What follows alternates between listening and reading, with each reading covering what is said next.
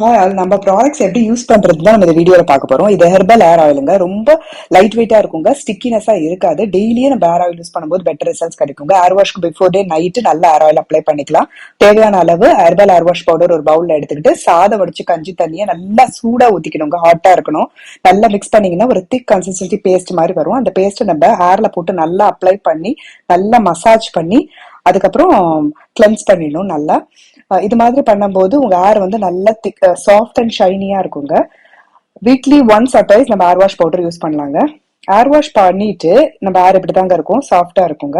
Next day hair oil apply பண்ணாம herbal hair strengthening pack இது எவ்வளவு தேவையோ அதை போட்டுட்டு அதுல curd or aloe vera gel or tea decoction or any of your choice, இல்லைன்னா பிளெயின் வாட்டர் கூட போட்டு நல்லா மிக்ஸ் பண்ணிட்டு தலை ஃபுல்லா அப்ளை பண்ணிட்டு ஒரு 1 hour அப்படியே சோக் பண்ணிடுங்க. அதுக்கப்புறம் பிளெயின் வாட்டர்ல தான் ரின்ஸ் பண்ணணும்.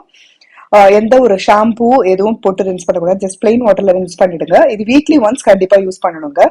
இப்போ நம்ம காம்போ ப்ராடக்ட்ஸ் ஆஃபர்ல இருக்குங்க. ஆஃபர் அவைல் பண்ணிக்கோங்க.